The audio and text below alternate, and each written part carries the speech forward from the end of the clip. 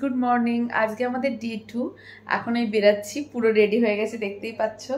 এখন যাব শান্তিনিকেতনের আশেপাশে সাইড সিনগুলো সমস্ত ইনফরমেশন দিয়ে দেবো যে কোথায় কোথায় সাইড সিন যাচ্ছি না যাচ্ছি। আজকে এখন ইচ্ছা আছে ফার্স্ট কঙ্কালীতলায় যাওয়া, তো বেরোনো যাক। আমাদের টোটো এসে গেছে, হোটেলে একদম রেডি হয়ে গেছি। এখন অলমোস্ট 8টা বাজে। উঠেছি প্রায় ভোর 6টায়, কারণ বাইরে এলে কোথাও ঠিক মতো ঘুম হয় না। যাই হোক, বেরোনো যাক, তাহলে বেরোই। তো এখন টোটোয় উঠে গেছি, এখন কঙ্কালীতলায় ফার্স্টে যাচ্ছি। আর ডিসিশন ছিল না, কারণ অনেকগুলো জায়গা ভেবেছিলাম যাবো। ফার্স্টে মন্দির দিয়ে স্টার্ট করবো। অনেক দিন থেকে নাম শুনেছি বিখ্যাত কঙ্কালীতলায়। এখানে নাকি মায়ের কোমরের অংশ পড়েছিল, তো এখানে মায়ের কোমরের অংশের যে কঙ্কালটা সেটা নাকি পড়েছিল একটা পিঠ, মানে 51 পিঠের মধ্যে একটা মানে সতীপীঠ বলে পরিচিত কঙ্কালীতলা। এখন যাচ্ছি, যাই কঙ্কালীতলা যাই, গিয়ে দেখি কিরকম।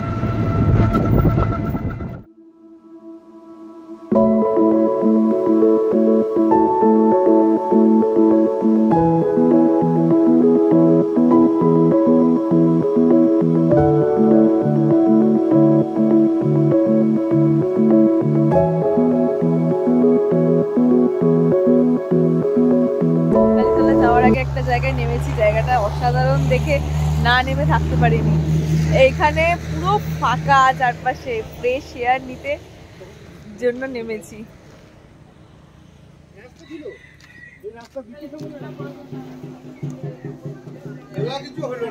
এসে গেছি কঙ্কালীতলায়, এখন ডালা কিনছি, নিয়ে পুজো দিতে যাবো। এই তো কঙ্কালীতলায় এরিয়ায় ঢুকছি। এখানে সব চারপাশে এসে তোমরা যেরকম ইচ্ছা ডালা কিনতে পারো। এই তো মালার ডালা কিনে নিলাম, এবার পুজো দিতে যাচ্ছি।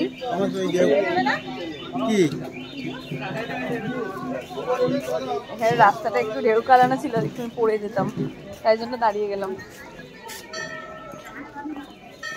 চারপাশের পরিবেশটা আমাদের দেখে পাগল হয়ে যাচ্ছে। জয় মা। যাই এবার মন্দিরে, আর মন্দিরটা পুরোটা তোমাদের দেখিয়ে দিচ্ছি।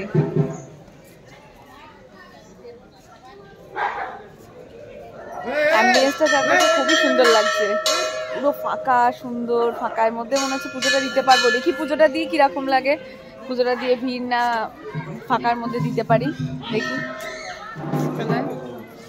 মন্দিরের ভিতরে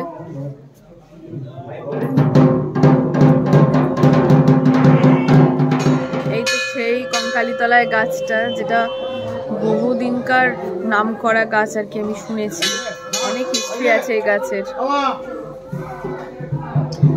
এখানে পুকুরটা আছে, এখানে 51 পিঠের শেষ পিঠ এই কঙ্কালীতলা। এখানে এই কুণ্ডের জলে সতী মায়ের কাঁকাল আছে, মানে কঙ্কাল আছে। এই জলটা শান্তি জল বলিতে পারেন। তাই আপনাদের কাছে অনুরোধ, এই কুণ্ডের জলে কেউ হাত মুখ পা ধোবেন না। দেখে নিন এইখানে যে এটা আছে, পুকুর মতোটা আছে, সেইখানে মানে জলটা নাকি খুবই ভালো। দেখি শান্তির জল নিয়ে আসি মায়ের কাছ থেকে। এখানে এলে অবশ্যই কঙ্কালীতলা মন্দিরটা ভিজিট করো।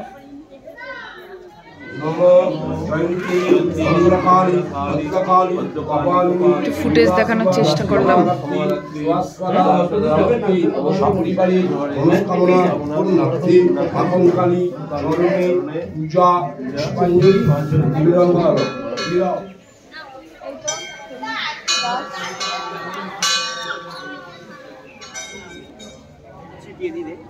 অল্প করে ছেটা। হ্যাঁ, এই তো ভাই জল এনেছে, অল্পই দিয়েছি। আচ্ছা, আই লাভ কঙ্কালীতলা। দেওয়া হয়ে গেছে, এই তো চারপাশটা মোটামুটি যতটা পারলাম দেখালাম। অবশ্যই বোলপুরে আসলে কঙ্কালীতলার মন্দিরে আসো, এসে পুজো দাও।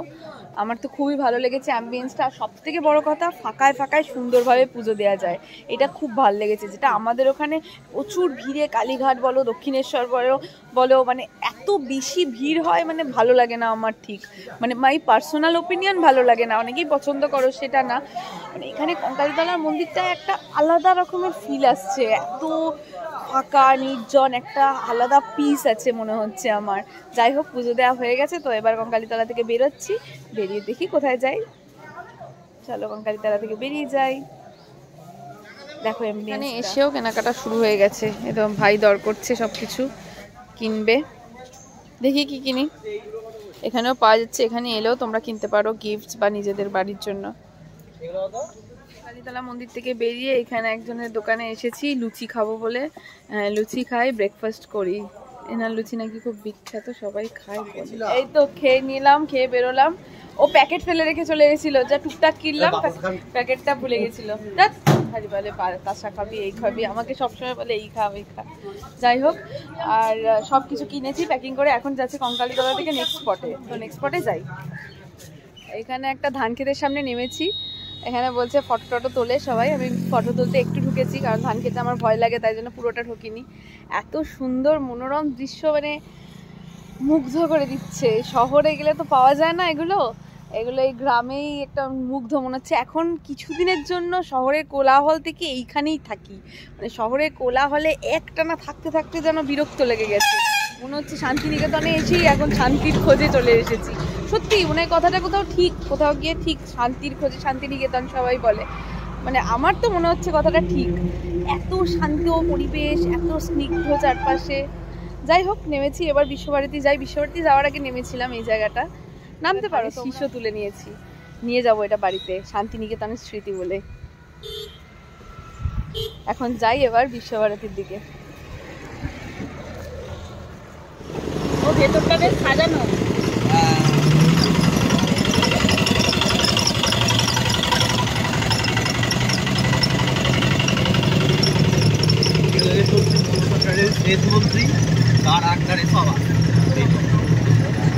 পার্কের কাছে চলে এসেছি। এখানে ডিয়ার পার্ক, এটা ঢুকছি। এখানে ক্যামেরা অ্যালাউ না, তাই জন্য রেখে দেবো মোবাইলটা, ঠিক আছে।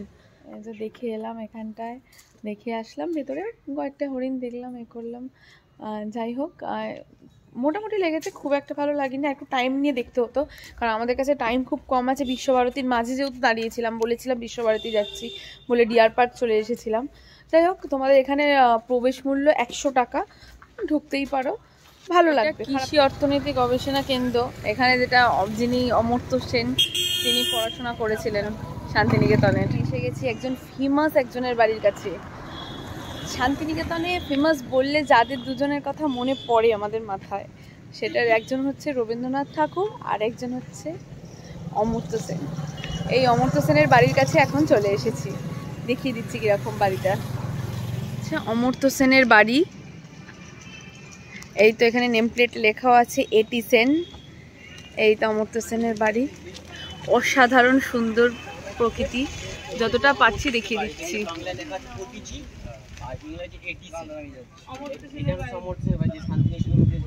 এই তো অমর্ত্য সেনের বাড়ির সামনে তুললাম, খুবই ভালো লাগলো বাড়িটা দেখে আর কি।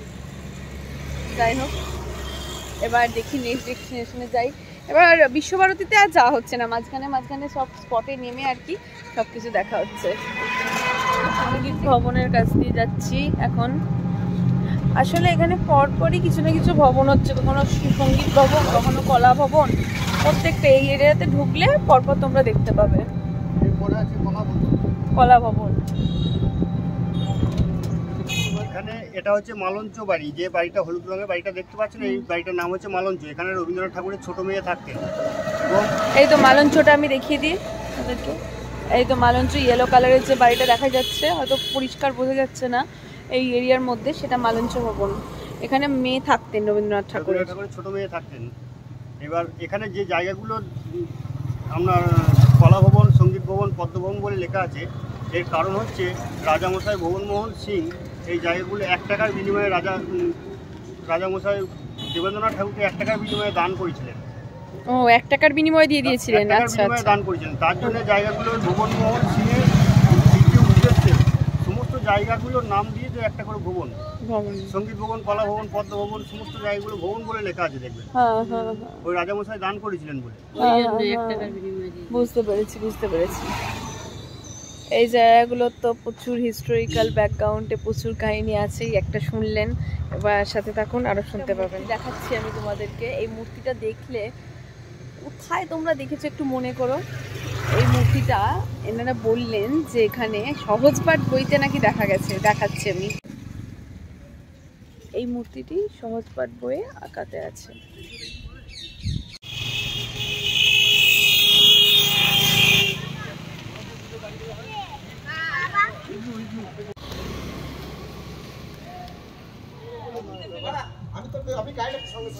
হ্যাঁ দাদা, এই জায়গাটা নিয়ে কি বলছিলেন? এই ঘরটার নাম হচ্ছে নাট্যঘর। এখানে যে রবীন্দ্রনাথ ঠাকুর রক্তকরবী নাটকটা লিখেছিলেন সেই নাটকটা এখানে হয়েছিল, এবং এখানে বিশ্বভারতী মাধ্যমিক উচ্চ মাধ্যমিক সেন্টারটা এখন এই হল ঘরটার মধ্যেই হয়। আর বিশ্বভারতী কোনো অনুষ্ঠান প্রোগ্রামগুলো যেগুলো হয়, এবং সামনে যে একটা মঞ্চ আছে ওই মঞ্চটাতে ওই অনুষ্ঠানগুলো হয়, প্রোগ্রামগুলো হয়। আচ্ছা বুঝলাম। আচ্ছা ঠিক আছে। এই তো আপনার একটা 4 কিলোর মতো ঘেরা রয়েছে অনেকটা দূরে। হ্যাঁ এখানে দেখা যাচ্ছে অনেকটা দূরে। হ্যাঁ সেটা হচ্ছে ছাতিমতলা।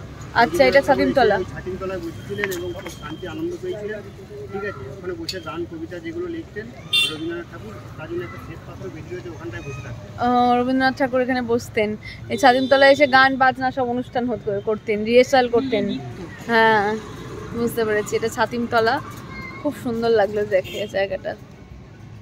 আচ্ছা বট গাছটা দেখা যাচ্ছে, এই বট গাছটা একটা বিশাল আকৃতির বট গাছ আছে। এই বট গাছটি কিশলয় বইয়ের প্রথম পাতাতেই দেখতে পাবেন। হ্যাঁ হ্যাঁ, কিশলয়ের বইয়ের প্রথম পাতাতে আমরা যে বট গাছটা ছোটবেলা থেকে দেখেছি সেটা এইটা। দেখে নাও। কবিতা লিখেছিলেন যেটা কুমোরপাড়ায় গরুবাড়ি বোঝাই করা কলজারি, এই কবিতাটি এখানে লিখেছিলেন এবং শুরু করেছিলেন। আর কবিতাটি শেষ হয়েছে কিন্তু বাংলাদেশে। এই কবিতা শেষে দেখবেন বক্সিগঞ্জে পদ্মা পারে বলে এই কবিতা শুরু হয়েছে এখানে, বাংলাদেশে শুরু হয়েছে এখানে, তাই জন্য বাংলাদেশে শেষ হয়েছে। এই কবিতার শেষে আমরা সবাই জানি। যাই রবীন্দ্রনাথ ঠাকুরের শান্তিনিকেতন বাড়ির নাম অনুযায়ী আমার এই জায়গাটার নাম হয়েছে বোলপুরে শান্তিনিকেতন। হ্যাঁ বলুন, আপনি বলুন। এরপরে যে বাড়িটা দেখা যাচ্ছে হ্যাঁ রবীন্দ্রনাথ ঠাকুরের কাছের ঘর। এই যে সাদা বাড়িটা দেখা যাচ্ছে এইটা হচ্ছে রবীন্দ্রনাথ ঠাকুরের কাছের ঘর, উপাসনা গৃহ উনি বলছেন। এখানে রবীন্দ্রনাথ ঠাকুর যে ব্রহ্ম ধর্মের দীক্ষিত ছিলেন, এখানে উপাসনা করছেন রবীন্দ্রনাথ ঠাকুর। এবং এখানে পৌষ মাসে বড়দিনের যে 7ই পৌষ আপনার একটা প্রদীপ জ্বালানো হয়, সেই প্রদীপ জ্বালানো উপলক্ষে এই দিকটায় যে একটা মাঠ দেখা যাচ্ছে, এই পৌষ মেলাটা প্রথম শুরু হয়েছিল এই মাঠটাতে শুরু হয়েছিল পৌষ মেলাটা এই মাঠটাতে। ওকে ঠিক আছে, এইটা হলো। আর সামনে যেটা আছে, সামনে একটা দেখা যাচ্ছে বাড়ি দেখা যাচ্ছে, ওটা হচ্ছে তালগাছ গাছ। ওকে, তালগাছ এক পায়ে দাঁড়িয়ে সব গাছ ছাড়িয়ে যে কবিতাটা লিখেছিলেন, হ্যাঁ হ্যাঁ, সেই কবিতাটা এখানে বসে লিখেছিলেন। এবং সেই তালগাছটি এখনো আছে। তাল গাছের মধ্যে একটা বাড়ি বানিয়ে দিয়েছে যাতে তাল গাছটা নষ্ট না হয়ে যায়। হ্যাঁ এই বাড়িটি তাল গাছের মধ্যে। এই তো তালধ্বজ বাড়ি। এখন আমরা চলে এসেছি আনন্দ পাঠশালার কাছে। রবীন্দ্রনাথ ঠাকুরেরই বানানো, এখানে যা আছে সবকিছু বিশ্বভারতীতে রবীন্দ্রনাথ ঠাকুরেরই বানানো। যাই হোক, আনন্দ পাঠশালার কাছে এসেছি, উনি কিছু বলতে চান। হ্যাঁ, রবীন্দ্রনাথ ঠাকুর 7 জন বাচ্চাদেরকে নিয়ে যে একটা পাঠশালা করেছিলেন, সেই বাচ্চাগুলো এখন 25 জন হয়েছে। এবং 4+ বয়স থেকে অনলাইনে ফর্ম ফিল আপ করে ভর্তি করতে বিশ্বের যে কেউ ভর্তি করতে পারে। আচ্ছা, এখানে মাধ্যমিক লেভেল পর্যন্ত কোনো চেয়ার টেবিল বেঞ্চ নেই, নিচে বসানো হয়। রবীন্দ্রনাথ ঠাকুর সৃষ্টি চালু করেছিলেন, সেটাই এখনো অবধি আমাদের বিশ্বভারতী সেটা ধরে রেখেছে। মাটিতে বসে পড়াশোনা করতে হবে এবং সপ্তাহে একদিন করে রবীন্দ্রসঙ্গীত যে বাচ্চাদেরকে শেখানো হয় 40 মিনিট। তার জন্য একটা ঘর আছে। আর প্রতিকূল আবহাওয়া যদি হয় কোনো সময়, তখন ঘরের চাল মাটি বাড়িতে বাড়িটা দেখতে পাচ্ছেন, ওখানটাতে তখন পড়াশোনা ওইখানে ক্লাস হয়। যখন কোনো বর্ষা টর্ষা হয় তখন ক্লাস হয় এখানে। এই তো সেই পুরানো দিনের ঘন্টা বাজানো হচ্ছে এখানে। হ্যাঁ, রবীন্দ্রনাথ ঠাকুর যখন প্রথম এসেছিলেন, যে প্রথম এসে যে বাড়িটা থাকছেন, যে বাড়িটা হচ্ছে এই বাড়িটা, এটা হচ্ছে যেটাকে বলে রবীন্দ্রনাথ ঠাকুর আশ্রম যেটা বলা যায়। মৃণালিনী দেবী যখন মারা গিয়েছিলেন, তখন এই বাড়িটার মধ্যে উপরতলাটা কিছুক্ষণের জন্য রাখা হয়েছিল। এবং তখন থেকে বাড়িটা সিল করে দিয়েছে। নিচে তলাটায় এখন এই বাচ্চাদের অফিস করে দিয়েছে, পাঠশালার অফিস। আর উপরতলাটা কোনো দিন খোলা হয়নি, যদি কোনো সময় রিপেয়ারিং করা হয় তখন খোলা হয়, তাছাড়া এমনি আচ্ছা খোলা হবে না। সেটা সৃজনী শিল্পগ্রাম। সৃজনী শিল্পগ্রামে ঢুকছি, সৃজনী শিল্পগ্রামে ঢুকলাম। রংঘর ভাই যাচ্ছে এখন। যাই হোক, চারপাশটা ঘুরে দেখছি, অ্যাম্বিয়েন্সটা ভালো, মনোরম, প্রচণ্ড, খুবই মনোরম। এই জায়গাটা এসো, 20 টাকা করে টিকিট লেগেছে।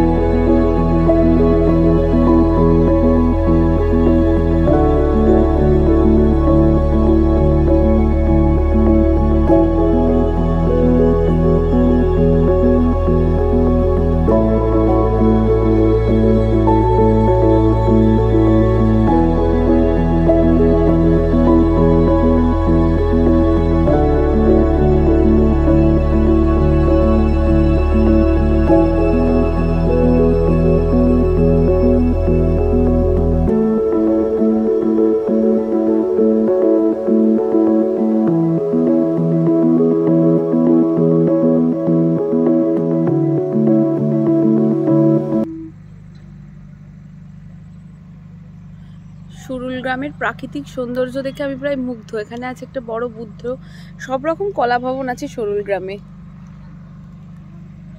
এখানে আসলে অবশ্যই ট্রাই করো, এটা খুবই ভালো লাগবে। একটু বিকালের দিকে এসো তবে ভালো লাগবে, কারণ এখন খুব রোদ্দুর, তো একটু রোদ্দুরে গরমে কষ্ট হচ্ছে।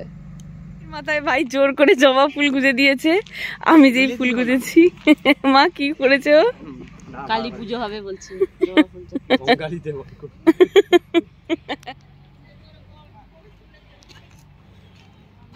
অনেকদিনকার ইচ্ছে ছিল কাঠগোলাপ লাগাবো, লাগালাম। আসো সুরুল গ্রামটা ঘুরে দেখি।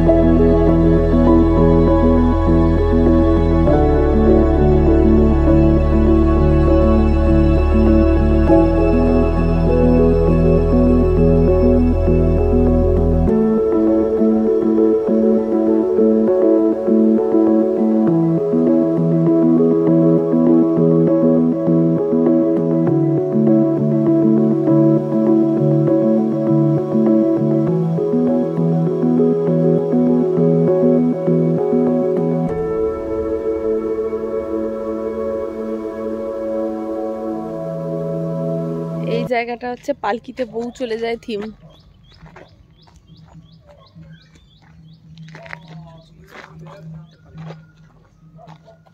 এই তো আমরা হালকা কিছু খেয়ে নিলাম, হালকা স্যান্ডউইচ খেলাম, কারণ এখানে এখন ভাত খেতে আমার ইচ্ছা করছে না, মা ভাত খেয়েছে। এবার যাই হোক, এবার হোটেলে যাব, কারণ আর পারছি না, মানে রোদ্দুরে আমি পুরো টোটালি এক্সস্টেড হয়ে গেছি। দেখি একটা রাজবাড়ি যাওয়ার কথা আছে, যদি ইচ্ছা হয় তাহলে যাবো, নাহলে চলে যাবো হোটেলে। আদিবাসীদের একটা গ্রাম, কি বা গ্রাম দাদা? এই জায়গাটার নাম হচ্ছে পলাশবনি। পলাশবনি গ্রাম। প্রাকৃতিক সৌন্দর্যটা খুব সুন্দর। পলাশবনিতেই সবাই ফটো তুলতে আসে জেনারেলি। প্রি ওয়েডিং শুটে তোমরা আসতে পারো পলাশবনি গ্রাম। বাহামণি শুটিংটা হয়েছিল, বেলা শেষে শুটিংটা এখানে হয়েছিল। বেলা শেষে শুটিং, বাহামণি সিরিয়ালের শুটিং সব এখানে হয়েছে। ওই জায়গাগুলো কি সুন্দর, দেখ, একটা স্টিল ছবি নিতেই হবে। জঙ্গলটা দেখি, পলাশবনটা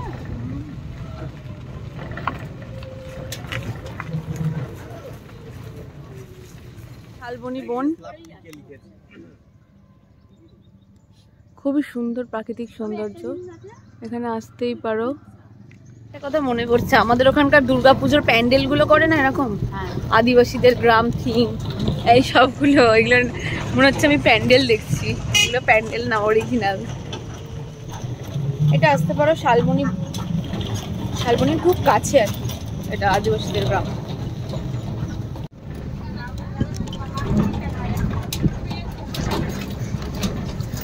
আদিবাসীদের গ্রামটা, শালবনিতে হাঁটছি। শালবনির এখানে বাহা সিরিয়ালের শুটিং হয়েছে, বেলা শেষের শুটিং হয়েছে। তোমরা শালবনিতে আসতেই পারো প্রি ওয়েডিং এর জন্য। শালবনি খুবই সুন্দর, পুরো গোটা এটা দৃশ্যটাই মনে হচ্ছে আমি নিচে নিচে বেড়াই, এত সুন্দর লাগছে দেখা শালবনিটা।